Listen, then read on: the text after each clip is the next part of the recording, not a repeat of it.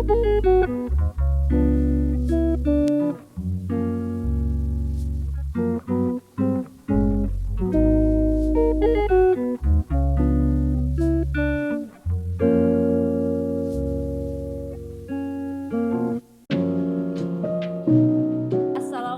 warahmatullahi wabarakatuh.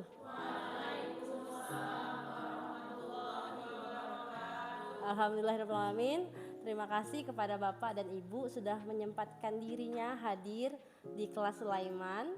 Hari ini saya Fadlin Hadini, calon guru penggerak angkatan 7 dari Kota Palembang, yaitu dari sekolah kita sendiri SD Islam Al Azhar Kairo Palembang, akan berbagi mengenai budaya positif.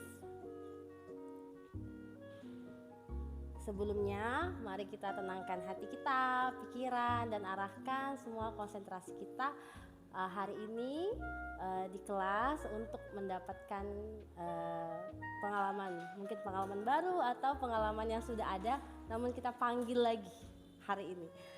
Oke. Sebelumnya saya ingin mengajukan beberapa rules atau kesepakatan gitu. Di sini saya ajukan untuk alhamdulillah teman-teman sudah hadir tepat waktu, boleh dibantu untuk men-silentkan HP-nya, lalu mengangkat tangan jika ada sesuatu yang ingin disampaikan atau ditanyakan, dan kita saling mengapresiasi atas pendapat dari rekan-rekan sekalian. Apakah ada yang ingin ditambahkan? Cukup ya? Oke, terima kasih. Nah, untuk sesi sharing kali ini kita akan ada beberapa bagian yang akan disampaikan, yaitu satu tentang pembelajaran paradigma baru, kemudian dilanjutkan dengan disiplin positif, lalu motivasi perilaku manusia, kebutuhan dasar, posisi kontrol restitusi, keyakinan kelas, dan segitiga restitusi. Oke, pembelajaran paradigma baru. Seperti yang kita ketahui dari Mas Menteri menyampaikan mengenai Merdeka Belajar. Merdeka Belajar ini Bapak dan Ibu saya yakini sudah tahu sedikit banyak bahwa yang kita harapkan itu anak-anak mempunyai kemampuan yang merdeka dalam belajar, baik dalam bagaimana cara mempelajari pelajaran tertentu ataupun apa sih yang dimaksud dengan merdeka. Jadi ketika kita mendengar kata-kata merdeka belajar itu bahwa setiap anak mempunyai kodrat alam dan kodrat zaman. Seperti yang Ki Hajar Dewantara katakan bahwa setiap anak itu seperti benih. Jadi beda-beda, ada benih padi, benih jagung, dan kita sebagai guru bertugas hanya menuntun mereka mencapai tujuannya.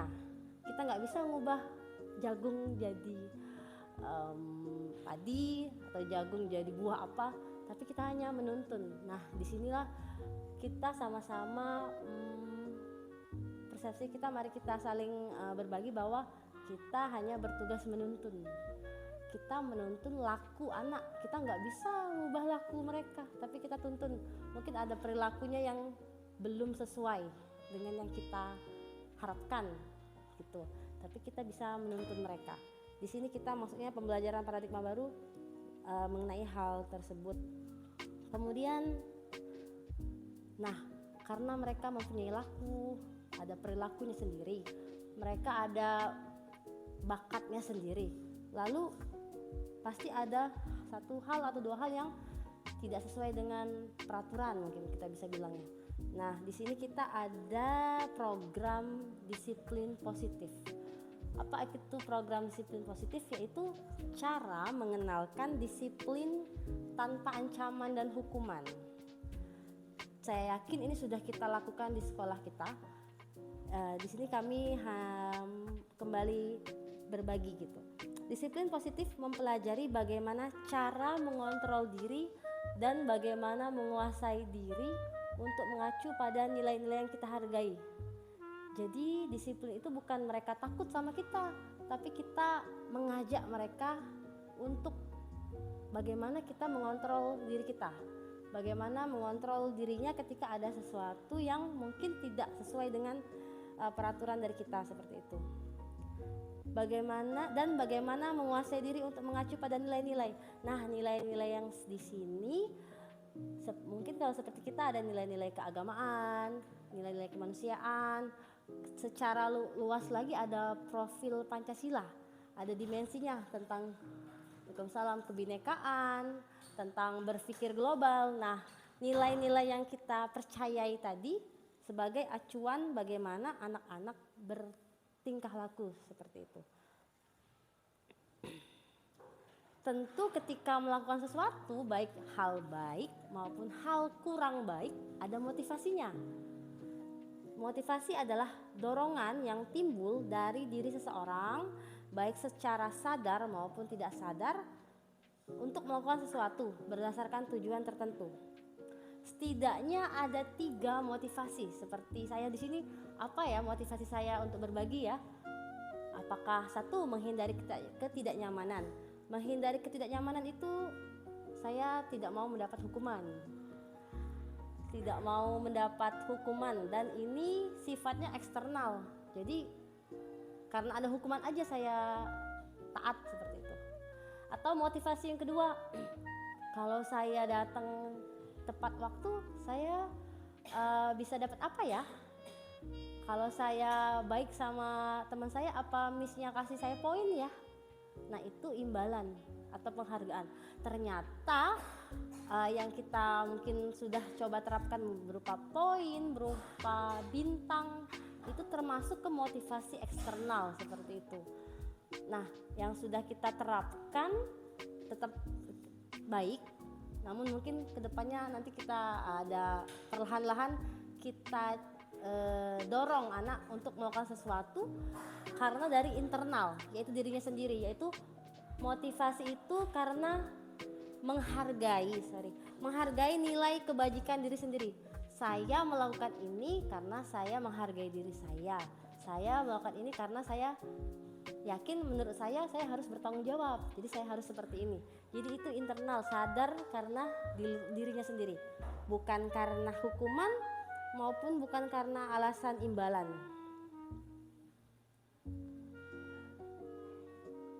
Nah, ketika melakukan sesuatu tadi, anggaplah ada anak-anak yang tidak melakukan sesuatu dengan baik. Apa ya yang dia lakukan itu? Alasannya apa?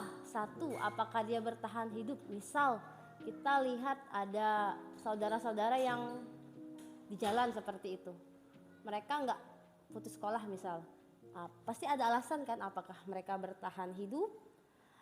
Lalu untuk memenuhi itu, jadilah mereka tidak memenuhi kewajibannya untuk sekolah, seperti itu. Lalu misal ada anak di kelas yang cari perhatian, bahasa kita.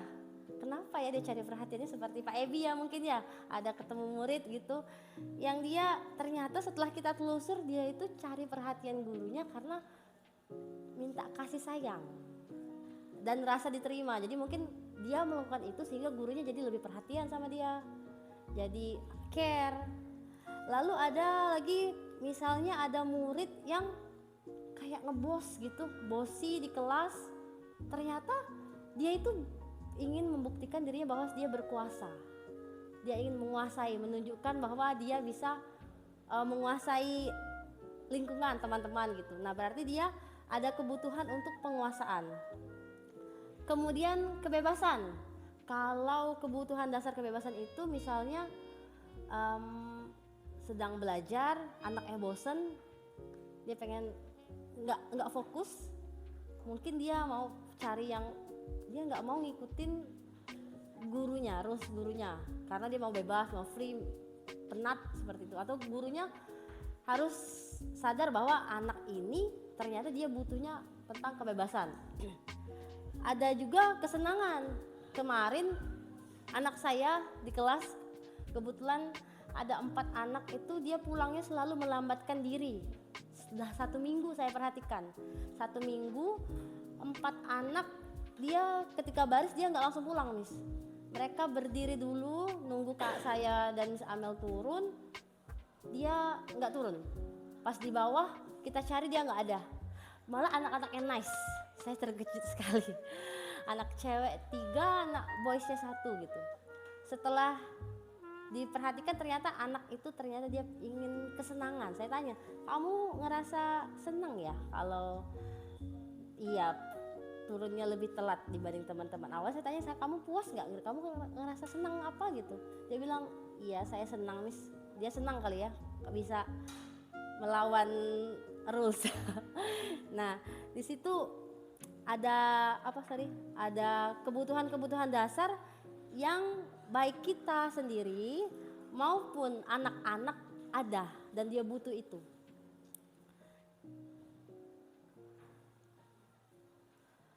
Ketika kita melihat dihadapkan dengan keadaan yang tidak sesuai dengan yang kita harapkan, kita nih mau jadi guru yang seperti apa? Posisi apa yang mungkin, dan saya yakin kita hampir semuanya di sini berada di posisi ini. Ada sebagai penghukum, pembuat rasa bersalah, teman, pemantau, dan manajer. Ada yang mau sharing dulu kira-kira kalau penghukum nih yang gimana ya? Kira-kira nggak ada yang salah, nggak ada yang benar kok. Kita semua sudah gimana, Miss Hikmah? Mau coba yang mana? Oke, teman gimana tuh kalau kita jadi temannya anak?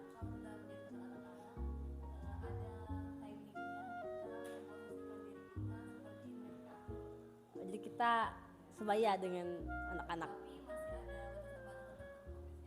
Iya.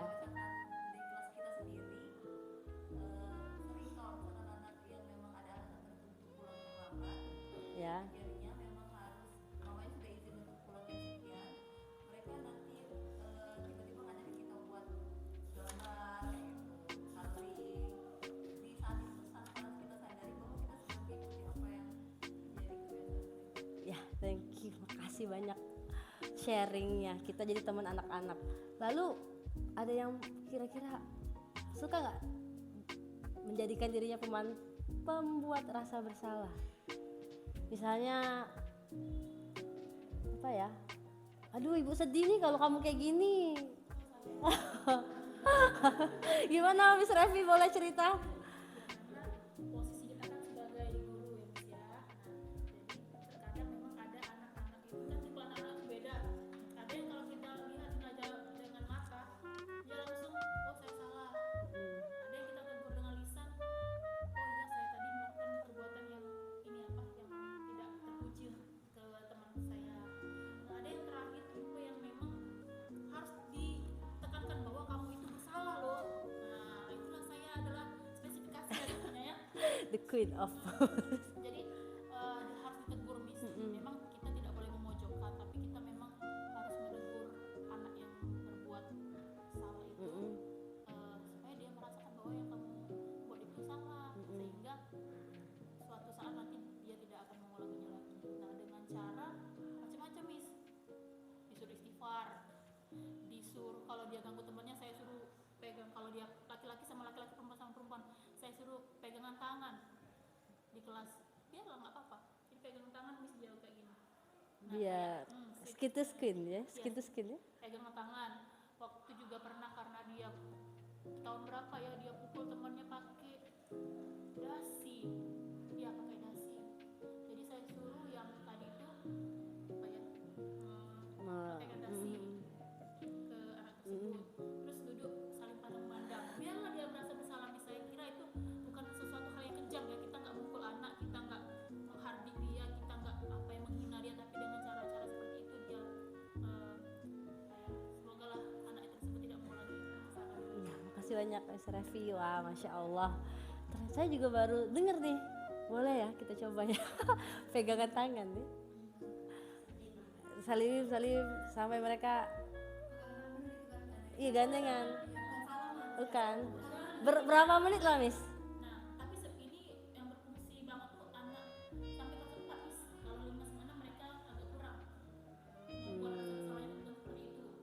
beda cara lagi. Nanti bisa itu sama saya. Oke. Next session, sharing session. Oke, kalau pemantau kira-kira ada any clue tentang pemantau? Pemantau itu nanti next kita langsung bahas. Tadi dari penghukum, pembuat rasa bersalah, teman, pemantau, manajer. Oke, coba kita bagaimana ya? Nggak kelihatan ya? Oke, coba saya bantu baca ya. Kalau penghukum, guru akan berkata kurang lebih, kalau kamu tidak melakukannya, saya akan, ya silakan. Saya telat nih. Kalau kamu nggak gini, saya gini. Kalau pembuat orang pembuat orang merasa bersalah, kamu sudah mengecewakan bapak ibu, saya sedih banget nih diginiin. Saya kayak sering deh gitu. Lalu kalau teman, please kerjain dong, bantu ibu, tolonglah, kita kan suka gitu. Bukan kita, mungkin saya ya. Tolong ya, nanti ibu bantuin deh, tapi please bantu ibu ya. Kita kayak meles gitu sama anak. Kalau pemantau, aturannya gimana? Sambil kita ketawa mungkin ya, atau kita sambil jilid-jilid dikit ya. Biasanya gimana? Aturannya apa? Boleh gitu. Kita kayak recall aturan, ngingetin mereka tentang rules. Kamu tadi ngapain? Kita nggak nyalahin kan ya, cuman kita kayak ngingetin dia. Terus, iya benar, kayak nge-review juga dia inget dikit. Lalu kalau manajer agak panjang stepnya ternyata. Jadi di manajer kita apa yang kita yakini, kita kayak ngobrol dulu sama anaknya. Misalnya ada yang enggak ini. Kita peraturan kelas kita apa ya? Kelas rumus kita apa ya? Nah, ntar ya anaknya jawab. Kira-kira kenapa ya kamu gitu? Pasti dia mikir gitu. Jadi ada komunikasi. Lalu kalau kamu perbaiki tingkah lakumu ini, kira-kira gimana ke depannya? Oh, dia ngerasa iya saya lebih baik atau apa. Itu manajer. Nah, di antara penghukum, hasilnya kalau penghukum tadi, kita kalau anggaplah case-nya datangnya telat ya, kita anggap aja satu, ceritanya anak datang telat. Kalau penghukum, telat kamu lari 10 keliling misalnya, itu menghukum. Kalau pembuat rasa bersalah mungkin kita bisa bilang, ya kamu telat lagi, ibu sedih nih, anak kesayangan ibu gak masuk telat satu gitu. Ternyata hasilnya jika kita memposisikan diri sebagai penghukum, anak-anak akan menjadi memberontak, pendendam, menyalahkan orang lain. Iya saya telat karena orang tua saya gak bangunin saya gitu-gitu. Lalu kalau membuat rasa bersalah akan menyembunyikan, iya saya tadi jalan macet bu, atau bensinnya habis kayak gitu, bohong dia, nggak jujur. Kalau teman, sebagai teman dia ketergantungan, dia nganggap kita kayak temen lah, dia maunya kita baik terus sama dia nggak mau batasan kita sebagai guru seperti itu. Pemantau menyesuaikan bila diawasi, gurunya nggak ada, aman lanjut gitu. Nah kalau kok sebagai manajer, jika kita memposisikan kita sebagai manajer, diharapkan, karena kita tadi kan diskusi sama anak ya, kita nggak nyalahin. Nah diharapkan anak-anak ini bisa terkuatkan karakternya. Gimana sih caranya ya? Saya yakin semua udah melakukan ini sebenarnya. Nah ketika tadi kita sudah bahas posisi, terus apa sih dasar kita? Apa landasan kita? Yang mana yang kita anggap itu sebagai pedoman kita? Yaitu tentang keyakinan kelas. Kenapa? Keyakinan kelas adalah keyakinan yaitu nilai-nilai kebajikan universal yang disepakati secara tersirat dan tersurat, terlepas dari latar belakang, suku, negara, bahasa maupun agama. Jadi kalau kita kan ada peraturan ya Bapak Ibu ya. Peraturan itu misalnya datang on time seperti itu. Nah kalau keyakinan ini lebih abstrak. Keyakinan didapat dari kesepakatan kelas. Jadi misalnya kesepakatannya anak-anak harus bertanggung jawab.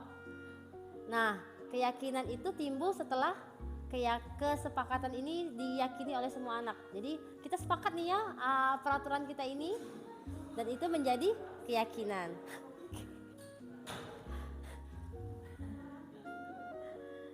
Oke, ini keyakinan kelas. Jadi saya juga baru belajar. Ini mungkin agak bener atau salah, kita sama-sama belajar ya.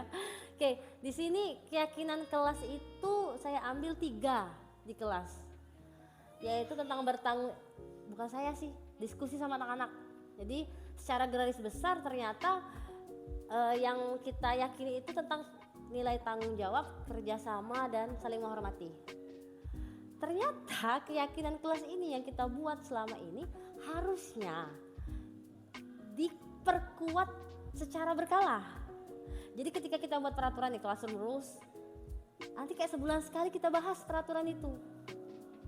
Dan bahasnya ada caranya, ada diarahkan sebenarnya. Salah satunya ada tampak, ini seperti sebenarnya tabel T kalau nggak salah nyebutnya. Tabel T, huruf T, yaitu tampak seperti, tidak tampak seperti. Jadi misalnya kita mau angkat tentang menghormati, kita kasih kesempatan anak-anak untuk berdiskusi, baik secara berdiskusi berarti berkelompok ya, bahas tentang menurut anak-anak yang namanya menghormati itu tampak sepertinya bagaimana. Bukan kita yang jelasin, mereka berdiskusi. Mungkin ini bisa disesuaikan dengan level. Jadi kalau kira-kira anaknya bisa diajak berdiskusi lebih tinggi boleh. Kalau misalnya anak-anak yang masih kelas 1, kelas 2 bisa sambil sama kita juga arahkan. Jadi dari anak-anak bilang kalau menghormati itu tampak sepertinya ya menghormati guru, mendengarkan teman yang sedang berbicara. Lalu kalau tidak tampak ya tidak menghormati guru, tidak mendengarkan teman yang sedang berbicara. Nah, ini namanya penguatan keyakinan kelas, nggak setiap hari. Mungkin kalau sudah kayak anak-anaknya sudah agak-agak gimana, atau kita ada free time, kita langsung bahas nih ya. Nah, kita ingat lagi dong keyakinan kelas kita. Iklan. Nih, oke. Ada juga cara lain sih, yang lain nanti next time kita boleh sharing. Nah, di sini tempel di tempat yang bisa anak-anak akses. Jadi ketika ada apa-apa, mereka sambil mungkin di sini misalnya. Nah, kan mereka nulis sendiri, bukan kita ya. Jadi kita ini tadi sebagai manajer kita mengarahkan anak-anak seperti itu. Oke. Nah, ini lanjut. Ketika ada yang tidak melakukan sesuatu yang tidak terpuji, biasanya sebagian besar kita ada namanya hukuman, konsekuensi, restitusi. Nah, hukuman tadi biasanya tidak sesuai dengan masalahnya. Masalahnya itu saya bisa, Miss Kia coba boleh kasih ide satu permasalahan yang ada untuk anak-anak. Kalau di kelas itu kan saya diamankan untuk mengajar teknis. Nah, misal nih ada anak yang belum mencapai target, dia di hari ini dia dari kemarin itu belum setor hafalan. Nah, jadi di situ dia ingin bicarakan dulu nih kenapa penyebab anak itu tidak setor hafalan. Jadi karena mungkin ada beda-beda daya anak kan untuk menghafal, jadi di situ dia mencari tahu, jadi anak ini lambat. Nah, jadi kita sebagai guru tuh memberikan memberikan masukan agar anak tersebut itu dapat menghafal Al-Quran. Jadi situ saya mencari metode yang mudah, dan sebagai contoh itu saya merekam suara saya untuk menghafal, dan alhamdulillah kemarin dia bisa setor hafalan. Nah, untuk hukuman yang ada di kelas itu saya menertibkan ini poin. Jadi jika anak tertib itu sampai, jadi saya tunjuk satu orang itu menuliskan plus 10 sama min 10. Jadi kalau min 10 itu anak-anak yang tidak tertib, misal kayak dia ngobrol terus dia nggak buka aplikasi, itu ditulis namanya. Terus kalau dia tertib itu pas terakhir kali selesai, jadi tulis namanya. Dapat jadi. Ya, jadi itu dapat ada yang berhasil, ada yang enggak. Gimana jadi? Kira-kira mau di secara jangka pendek berhasil ya dia? Alhamdulillah. Jadi setiap hari poin mainnya. Oh jadi. Oke, jadi lumayan ya gurunya cepat nambah nyiapin bintangnya. Thank you. Ya, oke Pak, cuci muka dulu ya. Lanjut. Nah, kalau hukuman, mungkin ada nggak yang cerita zaman-zaman dulu, misalnya SMA atau SMP, dapat hukuman yang tidak menyenangkan? Boleh, tuh cerita. Oh ya, enggak, ya mungkin cerita dari rekan, tetangga atau siapa. Boleh Pak Trisno, apa yang hukuman yang pernah diketahui? Apa ini? Masa lalu berarti. Oh, bebas. Oke, kalau flashback dulu, alhamdulillah selama di pondok itu nggak pernah dihukum ya. Masya Allah, tabarakallah, luar biasa. Nah, tapi yang jelas kalau masalah hukuman yang di dahulu itu banyak hukuman Miss. Kalau pacaran dipejeng di depan pondok ya, pakai baju aku mau nikah sama ini sama kayak hukuman yang gandengan tadi. Oh gitu, tapi iya. Nah, terus ada rotan, ada campukan ya, namanya kalau di pondok beda lah ya. Ya. Untuk tingkat SD gitu kalau masalah hukuman sih. Di SD itu Bapak ya? SD Pak pacaran? Oh, tiga SD kita. Oh iya. Efeknya apa? Efeknya ya namanya anak-anak juga takut ya waktu SMP ya, apalagi diajarkan tentang adat. Intinya sebenarnya mereka tuh diajarkan tentang adat. Jadi kalau melawan, kalau melanggar ya ada konsekuensinya kan. Jadi ya ikut aja sebenarnya. Iya, oke. Gitu. Kalau karena anak juga udah paham juga pada saat usia sih. Tapi kalau anak SD Oke, makasih banyak Pak Trisno. Ternyata Pak Trisno Masya Allah sebagai contoh yang baik ya berarti untuk anak-anak ya. Masya Allah. Oke, kalau sama Miss Widi ada nggak? Misal nih hukumannya itu apa? Yang mungkin tahu dari temen atau dari merasakan sendiri? Pengalaman sendiri nih. Jadi dulu kita waktu SMA pelajaran bahasa Inggris itu wajib bawa kamus biasa sama kamus Oxford. Jadi kita tuh punya kamus Oxford juga kan. Saya tuh punya. Nah, kadang suka dipinjem-pinjem kan Tes lain. gitu kan.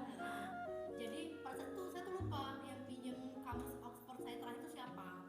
Jadi pas pelajaran ibu itu kamusnya hilang gitu kan. Oke. Dan ibu itu cara menghukumnya dengan fisik.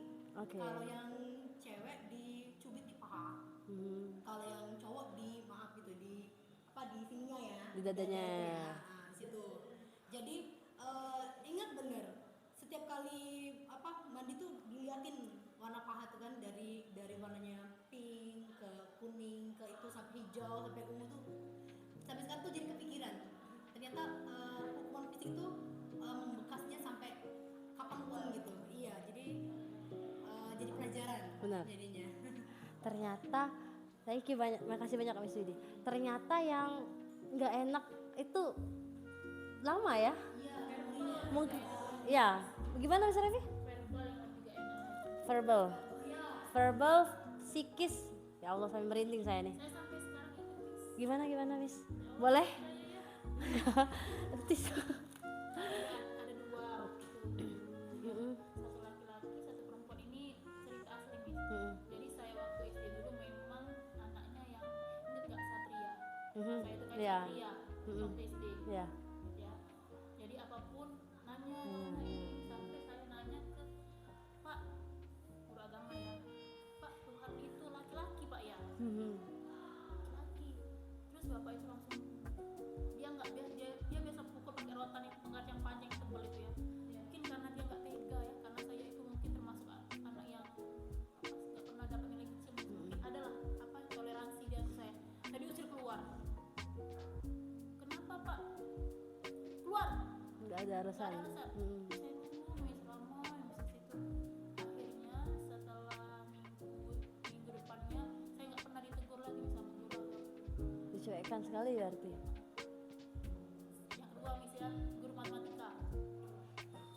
Nah kebetulan di sekolah saya itu ada kakak yang dulu kan kalau nggak naik kelas itu ya dia tuh posisinya kelas 4, dia tuh sudah nggak naik kelas 2 tahun. Jadi dia menunggu kami kan 2 tahun, dia seharusnya kelas 6, saya seharusnya saya kelas 4. Nah, jadi dia sama bertemu di kelas 4. Nah, waktu pelajaran matematika ini saya ajarin Miss dia karena kasihan kan ibu itu kalau nggak bisa dipukul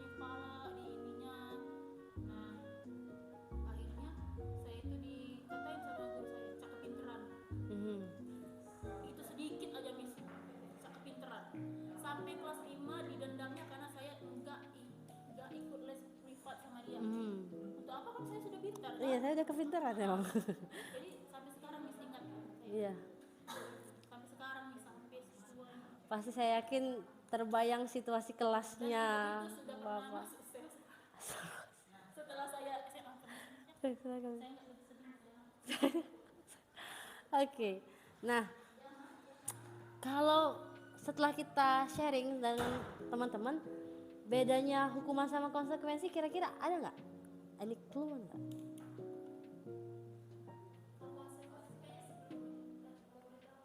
Konsekuensi bisa, benar. Jadi kalau konsekuensi ada udah warning. Kalau nggak gini, mungkin tadi ya kayak kamus tadi ya. Kalau bisa tuh. Gimana? Oh gitu. Jadi tuh, tapi sudah kita kasih tahu dulu di awal. Itu konsekuensi. Kalau hukuman berarti impromptu.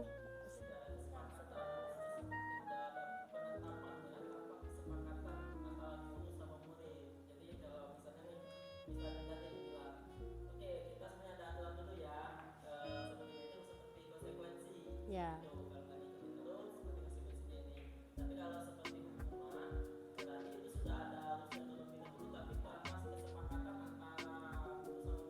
Masya Allah. Udah baca modul kayaknya. Oke, coba kita lihat ya. Kalau restitusi ganti rugi. Nah, coba kita lihat sini. Hukuman itu dia ada aturan dan itu terbentuk tanpa ada komunikasi, tidak ada kesepakatan. Iya, kayak peraturan sekolah lah, nggak ada kan dia nanya sama kita. Zrep, ini peraturannya. Dan biasanya hukuman ini nggak ada hubungannya sama kesalahan. Datang telat ke sekolah, hukumannya beres-beres sekolah. Nyapu. Nggak ada hubungan kan? Nah, kalau misalnya dia telat 10 menit masuk kelas, tapi konsekuensinya dia nambah 10 menit pulangnya, masih masuk akal karena dia untuk mengganti 10 menit di awal tadi mereka ngerjain latihan. Nah, itu konsekuensi. Hukuman biasanya tidak sesuai dengan nggak nyambung lah kali gitu bahasanya. Ya, tapi kalau misalnya di sekolah kita ada peraturan itu dan sudah terbentuk, kita nggak boleh nyuruh anak, nggak boleh, nggak usah diikutin peraturan itu, kan nggak nyambung enggak.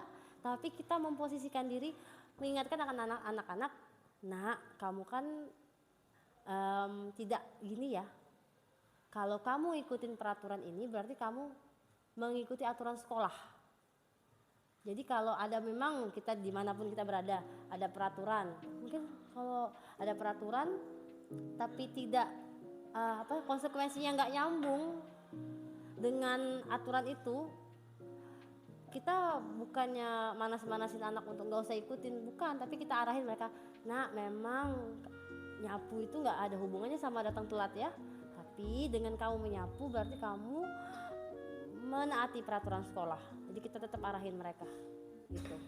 Kalau sudah ada aturan itu dan kita tidak bisa mengubah aturan itu kan sudah ada.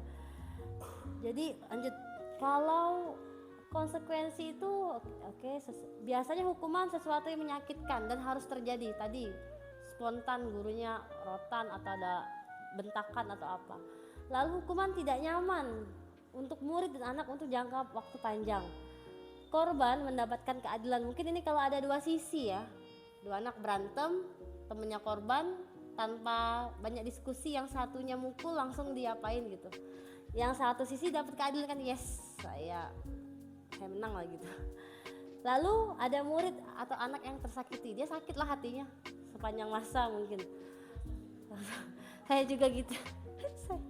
saya juga pernah digituin. Saya tertidur di pelajaran bahasa Inggris jam 1 siang, kipas angin, saya dilempar pakai kotak kecil sih, refill spidol kosong tuh. Saya ingat banget posisinya, salah kan, tapi tetap gengsi kan, kamu tidur? Enggak tidur pak.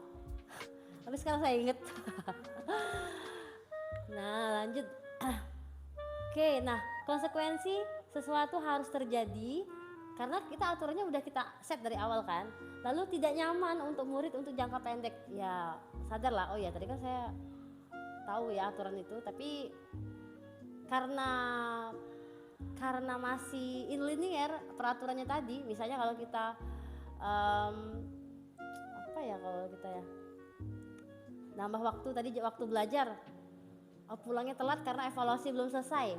Nah itu kan masih sesuai, dia mungkin nggak enak, tapi saya tahu kalau saya selesaiin ini berarti tugas saya selesai gitu. Korban bisa diabaikan. Ini sisi lain ya, temennya yang tadi mungkin lawannya gitu. Murid dan anak dibuat tidak nyaman, tetap tidak nyaman juga.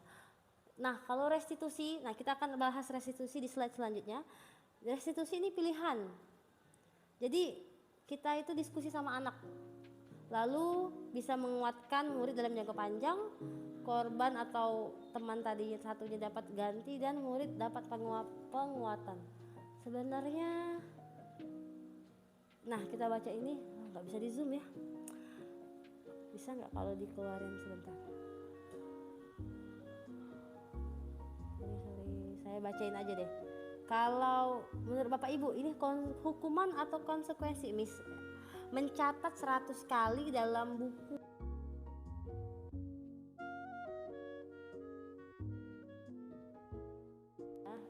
lari mengelilingi lapangan basket 2 kali karena terlambat hadir di sekolah, hukuman. Membersihkan coretan yang dibuatnya di meja tulis, konsekuensi. Murid diminta untuk push up 15 kali karena tidak menggunakan masker ke sekolah, hukuman. Mengganti kertas tugas teman yang telah dicoret, konsekuensi. Berjemur di lapangan basket pukul 12 siang karena mengobrol dengan teman, hukuman. Murid diminta bertelanjang kaki sepanjang hari karena tidak menggunakan sepatu warna hitam sesuai peraturan sekolah, hukuman kali ya. Kalau misalnya nih, saya juga ini penasaran, jika memang peraturan ini kita ada gitu, anak nggak pakai sepatu warna hitam, apa yang bisa kita tawarkan dengan dia ya? Nggak ada yang salah, nggak ada yang benar, cuman saya juga penasaran karena sekolah negeri kan khususnya kan biasanya harus sepatu hitam. Kalau sekolah kita biasanya paling diingetin ya,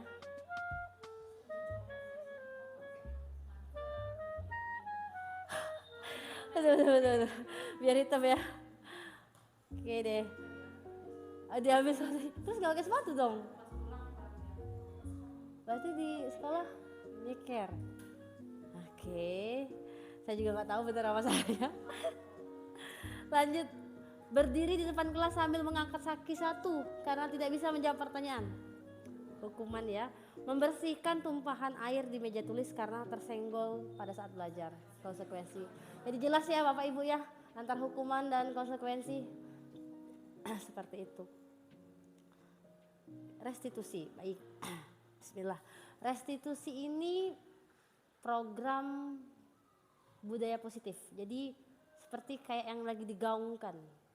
Saya yakin semua udah ngerjain ini, cuman nggak tahu aja namanya tuh, terminologinya untuk di modul ini ya restitusi. Restitusi adalah proses menciptakan kondisi. Jadi kita menciptakan kondisi murid untuk memperbaiki kesalahan mereka, untuk memperbaiki kesalahan mereka sehingga mereka bisa kembali kepada kelompok mereka dengan karakter yang lebih kuat. Oke, ada cerita apa ya kelas bawah? Coba dari Miss Maida, ada cerita apa Miss kalau ada sesuatu kesalahan atau saya sama teman, ada nggak? Anak sama anak gitu.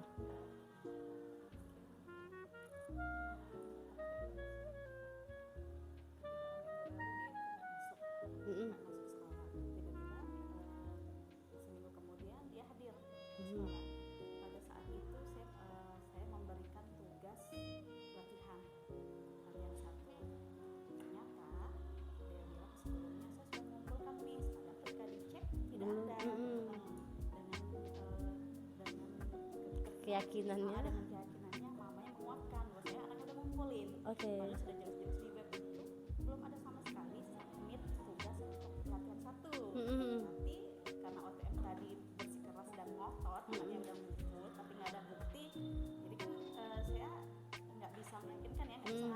gitu. Kalau Iya. saya sendiri untuk nilai agak pelit Miss Mm. untuk ngasih ke anak. Tapi karena nggak ada bukti, benar-benar tidak mengumpulkan.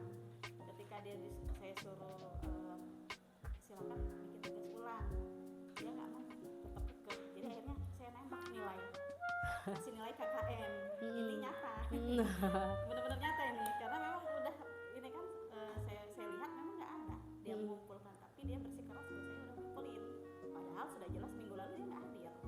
Tuh, dengan terpaksa saya memberikan nilai KKM. Jadi jalan keluarnya Iya, gitu ya, ya. salah satunya, ya kan, karena mama tadi udah, Miss ada Miss, udah dikumpul Miss, padahal udah jelas minggu lalu dia nggak masuk. Guru ngalah ya. Gitu, jadi guru yang ngalah. Oke, thank you Miss. Agak pelik juga ya kalau orang tua sudah Iya, turun tangan. agak cemas Miss. Oke, lanjut. Kalau di sini, bentar, ada di sini tadi. Oke, lanjut. Kalau tadi berarti itu interaksi dari guru sama anak ya. Kalau ada nggak cerita anak sama anak yang something, bahasa yang ini ya. Miss May, ada nggak anak sama anak berantem lah atau apa?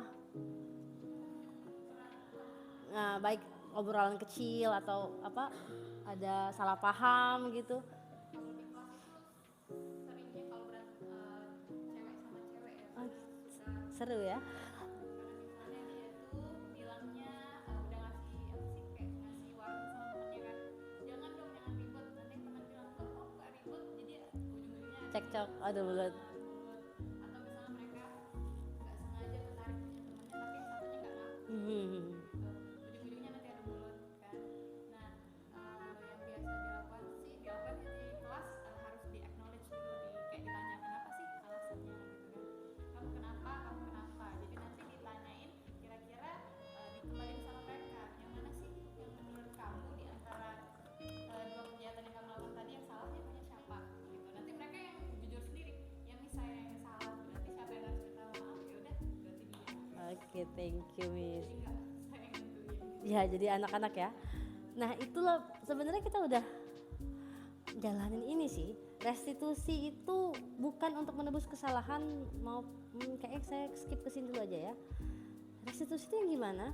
Restitusi itu ada tahapan. Jadi ketika ada masalah, pertama kali kita terima dulu salahnya anak nih. Salah satu namanya itu menstabilkan identitas. Jadi nggak apa-apa, salah nggak apa-apa kok, tidak ada manusia yang sempurna nak. Jadi kita biar dia tenang dulu nih, yang dia kayak masih emosi, masih ntar saya dimarahin sama Miss, nggak apa-apa Miss Afifah, saya juga pernah kok ngelakuin salah kayak gitu, nggak apa-apa. Nah, setelah itu nanti kita bilang nih, misalnya kamu kenapa nak, kabarnya ini ya, bisa dapat cerita kamu gini ya, nggak apa-apa, diem kan mungkin dia. Nah, nanti kita bilang nggak apa-apa, nggak ada yang sempurna kok, Miss juga dulu masih kecil juga suka kayak gitu. Nah, kita posisiin diri kita untuk menenangkan dia. Lalu validasi tindakan yang salah, sepertinya kamu kayaknya marah gitu, bisa anaknya marah karena kamu mempertahankan harga dirimu ya, kan gitu ya biasanya kalau cowok sama cowok misalnya. Iya Miss, saya gini. Mungkin kita bisa bilang, sebenarnya kamu bisa kan lebih parah, bisa aja kamu mukul dia gitu, tapi kamu masih kan nggak mau mukul, mungkin cuman adu mulut kayak gitu. Jadi kita kayak benerin dia dulu. Kamu Miss, atau gini, kamu boleh sih saya marah, boleh, tapi kamu tuh harus ada nilai lain yang kamu tunjukkan, nggak mungkin marah-marah gitu, ada apa gitu. Seperti kita membenarkan dia ya, tapi sebenarnya kita memposisikan diri kita agar dia siap memperbaiki diri gitu. Setelah anaknya tahu nih, iya saya salah bu, kayak saya dulu di kelas Kutbudin dulu ada anak yang apa marah-marah gitu, ya kamu marah, iya dia duluan bu, orang tua saya bilang kalau saya diganggu saya bales gitu. Iya kamu bener nak, orang tuamu bener ngajarin gitu untuk bertahan. Nah sekarang coba kita cek keyakinan kelas kita gimana. Nah, atau peraturan kelas kita apa. Jadi kita lanjut lagi diskusinya tentang menanyakan keyakinan kelas. Jadi ada celah, ada gap ya. Kamu maunya gini, tapi aturannya gini. Gimana dong ya dia? Jadi kita buka diskusi sama dia. Apa yang kita percayai dengan tentang keyakinan kelas kita? Oh iya, saya harus menghormati orang lain. Nah misalnya gitu. Atau kelas yang nyaman di kelas gimana? Kelas yang nyaman itu gimana? Oh temannya tertib miss, gini-gini misalnya. Nah 3 hal ini kita lihat di contoh restitusi. Jadi ini skrip ya Bapak Ibu ya. Ada cerita nih, ada percakapan antara Pak Joko sama Mario dan Adi. Pak Jokonya bilang, Bapak dengar tadi ada laporan dari guru ya. Kamu ada masalah ya? Ada yang bisa Ibu bantu atau Bapak bantu? Iya Pak, tadi kami main lempar-lemparan kertas di kantin, lempar-lempar makanan, lempar-lemparan makanan di kantin, nggak sengaja kelempar ke mukanya Bu Dina, kepala sekolah, ketika beliau sedang berjalan. Nah gurunya mulai nih, kalian main lempar-lemparan makanan? Iya Pak gitu. Ada informasi yang mau kamu tambahkan? Enggak Pak, tapi kami nggak sengaja Pak, kami nggak bermaksud seperti itu. Dengan percakapan ini dilaksanakan dengan wajah datar, tidak menyalahkan. Jadi kita sharing aja sama anak. Apakah kalian tahu apa kalian berada dalam masalah sekarang? Iya Pak. Nah di sini masuk di sini. Baiklah Bapak di sini bukan untuk mencari siapa yang salah. Jadi kita tenangkan dia. Bapak nggak cari apa yang salah. Kita cari solusi ya. Kalian pasti melakukan itu ada alasannya, motivasi jadi. Motivasinya apa ya mereka kayak gitu ya? Kebutuhan apa yang mereka lakukan sehingga mereka mau main lempar-lemparan? Oh pasti seru-seru, pasti seru ya main lempar-lemparan, berarti kesenangan, kepuasan. Anak-anak itu melakukannya karena senang-senang. Iya Pak. Ya Bapak bisa lihat kalian senang melakukannya, tapi kalian lakukan itu bisa merugikan orang lain. Ya, sekarang lanjut ke keyakinan kelas. Berarti dia setelah anak yang ngaku, kita memvalidasi bahwa iya kamu tuh senang tuh Mbak enak. Lalu kita sambungkan dengan keyakinan kelas. Keyakinan kelas kita gimana? Ya, kita harus bersikap baik satu sama lain seperti itu. Menghormati orang lain dan menghormati diri sendiri. Nah, jadi dari Pak Jokonya memposisikan diri sebagai manajer. Ia berkata bahwa kalian berdua ingat, kamu ingat kan tentang peraturan kita, tentang keyakinan kelas.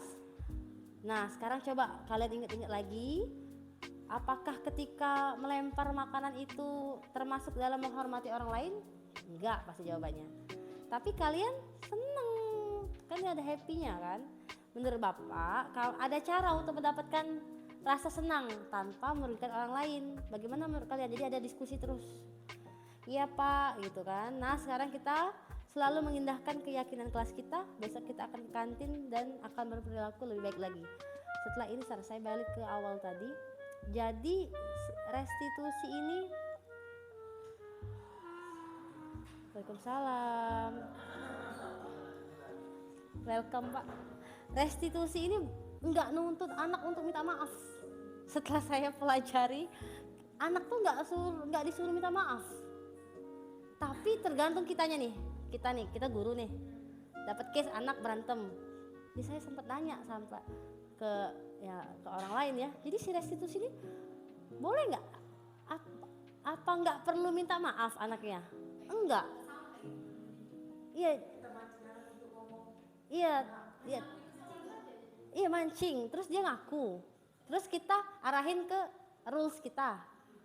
Terus kita nanya dia, terus kamu kalau mau jadi lebih baik gimana? Ya saya harus gini, hormat, saya gini. Udah, tanpa harus minta maaf sama kepala sekolah tadi misalnya. Tapi kalau kita mau dia minta maaf, silahkan.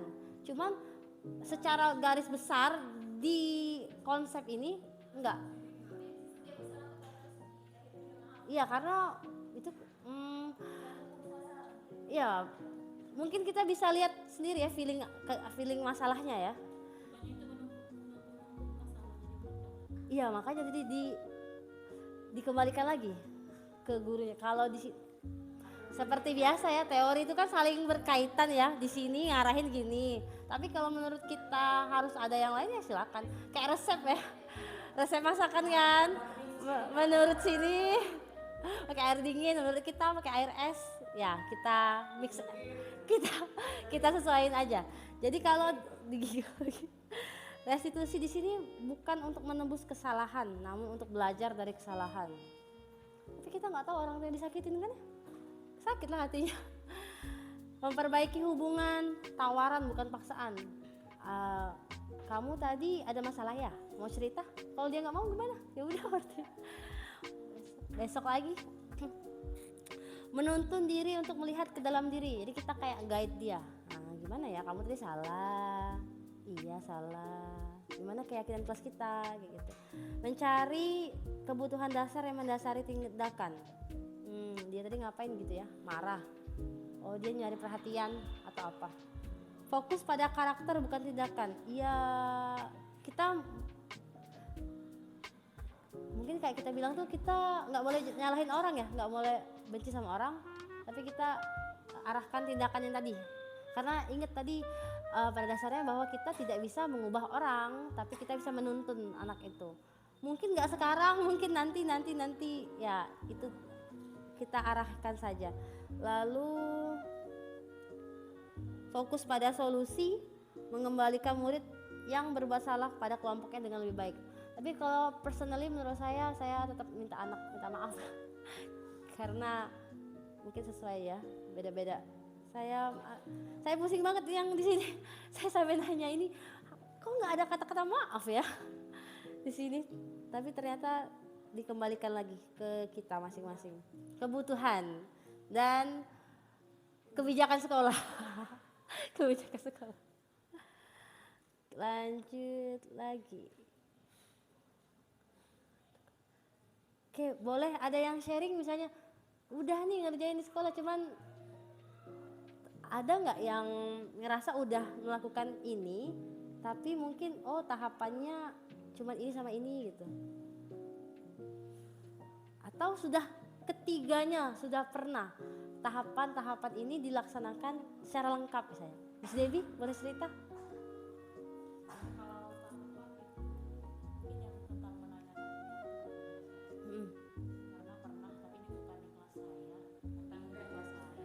Lagi. Pada saat saya sudah piket, Oke.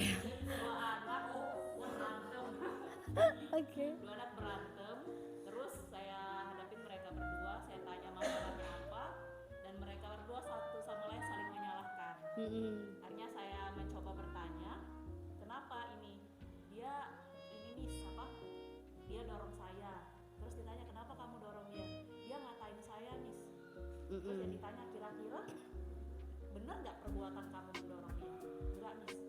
Kamu benar nggak perbuatan kamu ngatain dia? Enggak juga, Miss. Berarti kalian gimana? Sama-sama salah. Tapi sebenarnya bukan mereka sudah menyadari mereka salah. Di situ saya tidak menyalahkan, tapi mereka tahu mereka salah, tapi mereka masih bersikeras bahwa dia salah, kamu salah kayak gitu. Padahal mereka berdua sama-sama salah. Nah sampai di situ akhirnya karena memang permasalahan di satu anak kalau saya lihat, karena satunya sudah mencoba memaafkan, satunya tidak mau memaafkan.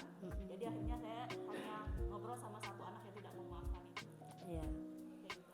Gitu. Betul. Memang nggak langsung ya, Bapak Ibu ya. Memang agak-agak sulit. Iya, restitusi ini panjang banget. Awalnya mereka tuh masih bersikukuh mau berantem. Iya kan? Masih mau berantem. Itu mereka berpikir bahwa itu akan menyelesaikan masalah. Padahal sudah dijelaskan bahwasanya itu tidak akan menyelesaikan masalah. Berantem itu tidak menyelesaikan masalah. Iya, betul sekali. Memang ini yang teori sama praktek ya harus saling berkesinambungan. Gimana Pak Ahmadi? Sebagai level yang banyak nih, SD, SMP, SMK, Masya Allah, tabarakallah. Pasti dengan karakter anak yang berbeda, beragam, ceritanya pasti lebih greget lagi nih. Habis sih waktu. Oh, it's okay Bapak.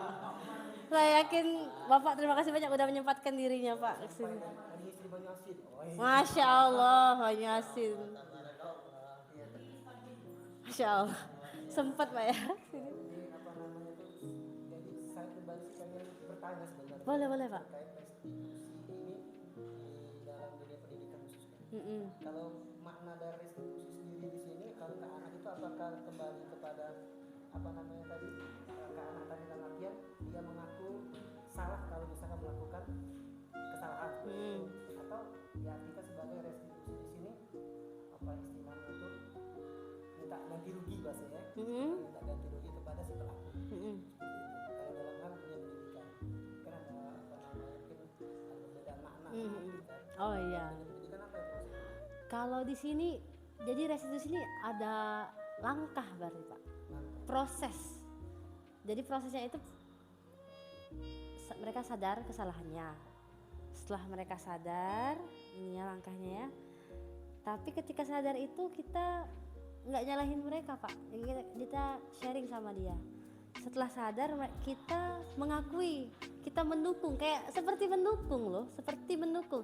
Ya saya Ibu tahu gitu karena kamu kesal ya. Kita akui rasa mereka itu Pak.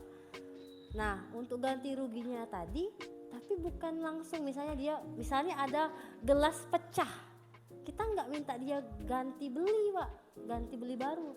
Tapi jadi gimana ya ke depannya? Oh saya harus berhati-hati, saya harus melihat dulu kalau berjalan.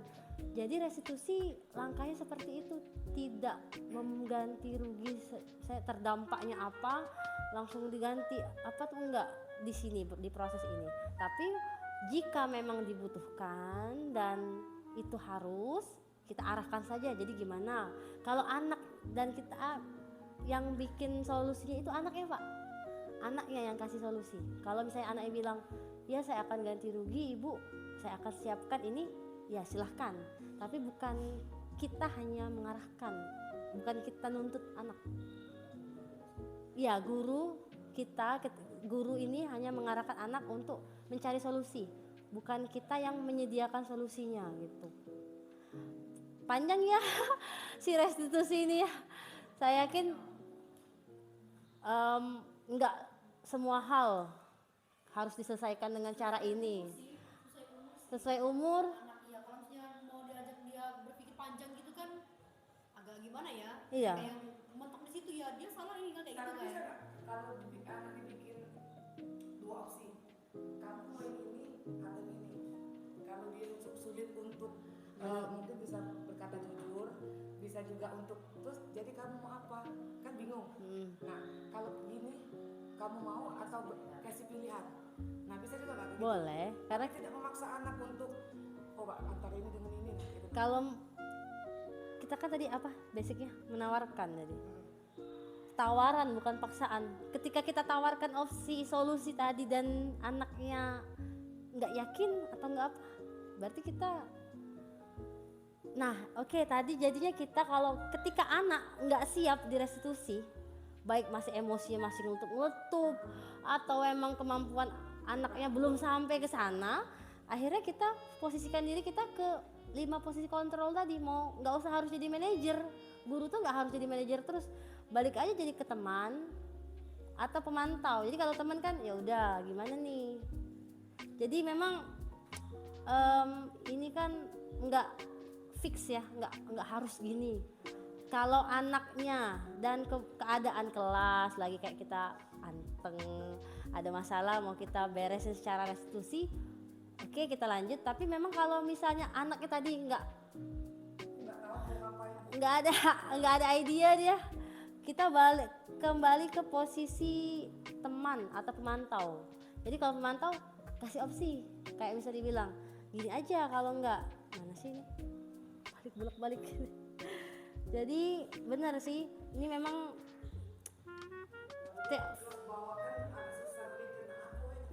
benar Miss. Jadi kita ini Miss. Jadi kalau misalnya nggak mungkin kita posisinya restitusi, balik lagi ke jadi teman atau pemantau. Jadi kita arahin aja kayak kita biasa akhirnya. Jadi kalau jalan mentok ya udah kita ya udah nggak harus diselesaikan proses ini seperti itu.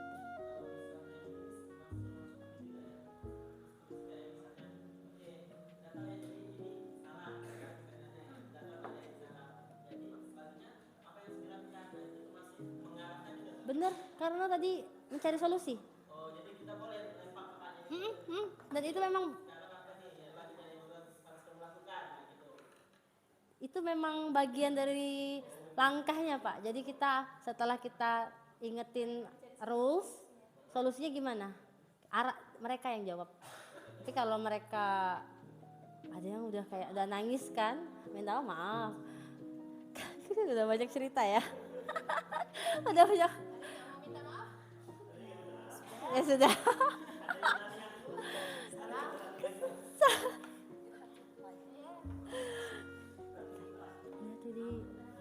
Lihat di itu ya berapa menit di HP-nya itu kan? Ya gimana Pak? Boleh. Ya, habis ke sejam. Saya tuh pengen ini aja namanya itu apa? Saya bertanya lah Ya. terkait restitusi. Mm-mm. Jadi karena viral sekarang ini kan banyak murid itu ya bisa dikatakan kalau secara pribadi sih melakukan kesalahan juga. Mm-mm. Diarahkan. Mm-mm. Seperti bahasanya, kamu nanya? Arah sini. Iya, kamu nanya. Kalau ketemu orang yang temperamental yang agak tinggi kan, kayak gitu kan. Mm-mm. Akhirnya jadi masalah kayak gitu. Nah, jadi apa namanya tadi itu ini tugas kita dulu tadi paling tidak mengarahkan ke anak atau gimana bahasanya. Iya. Udah menjadi kebiasaan gara-gara viral tadi. Kalau saya di kelas itu seperti itu kadang-kadang. Kalau iya dan lihat sikon Pak, kalau di kelas misalnya Bapak ada waktu untuk ngebahas restitusi tadi, silahkan langsung dilaksanakan restitusinya. Jadi anak-anak lain jadi denger juga kan. Tapi memang jika kalau anak lain denger dia jadi malu, jadi akan apa, boleh kita siapkan waktu khusus, luangkan waktu khusus gitu Pak.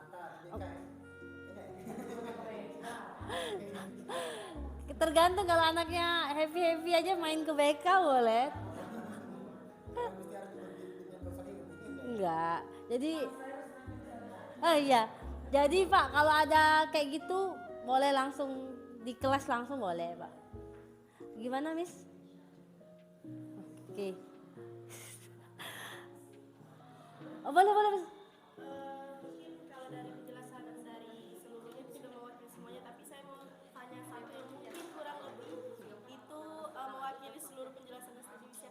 Kira-kira nih apa saja sih indikator keberhasilan seorang guru yang menerapkan restitusi ini di dalam kelas? Oke, biasanya Masya Allah, ada yang bisa bantu jawab? Boleh Miss Iva. Indikator keberhasilan guru yang berhasil untuk melaksanakan restitusi di dalam kelas. Oke, jadi apa indikator yang menunjukkan bahwa guru ini berhasil melakukan restitusi di kelasnya? Ada yang bisa bantu saya jawab? Gimana Miss Hafsa, boleh? Boleh. Oke.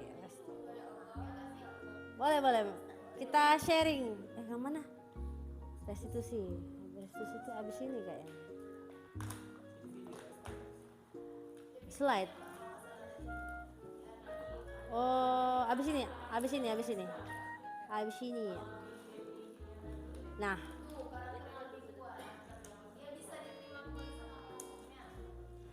Jadi, ya, ada tambahan lagi? Jadi menurut Miss Hafsa berhasil gimana?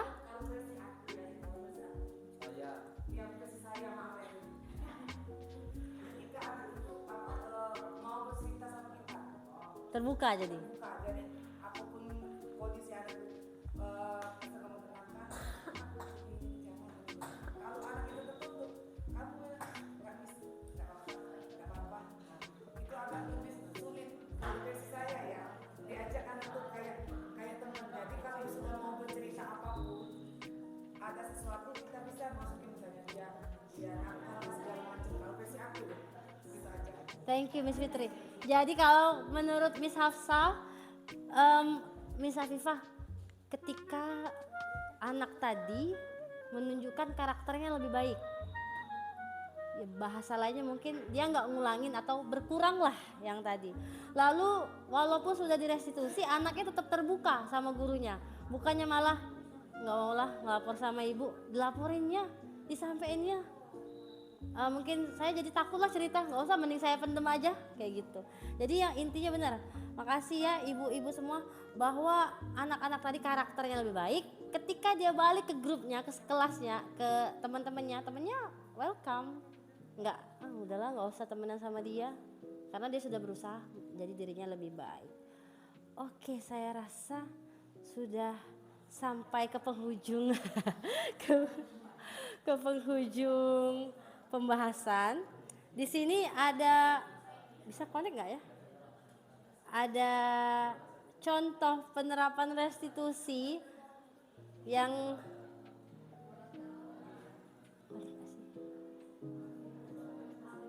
boleh nanti mampir-mampir lihat video-video tentang apa menstabil. Jadi cerita ada anak yang tidak terpuji lah.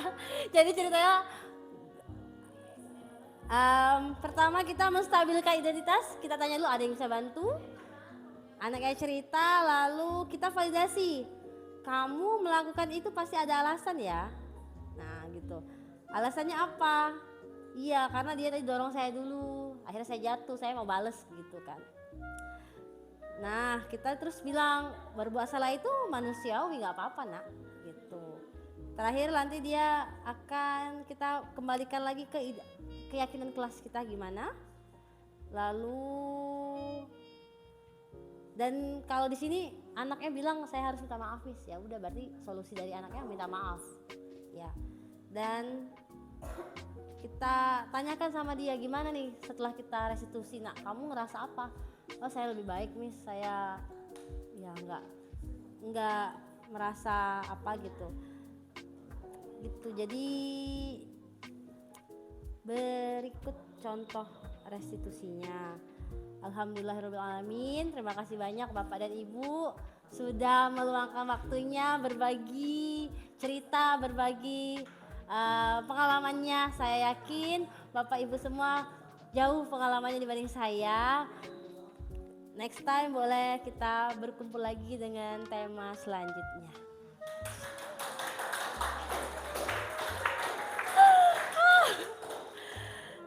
Terima kasih banyak. Mohon izin menutup menutup sharing session kita kali ini. Wassalamualaikum warahmatullahi wabarakatuh.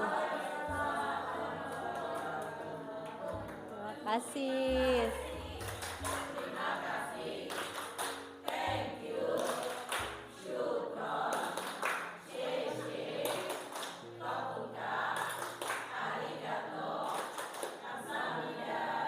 Terima kasih, selamat beristirahat Bapak dan Ibu.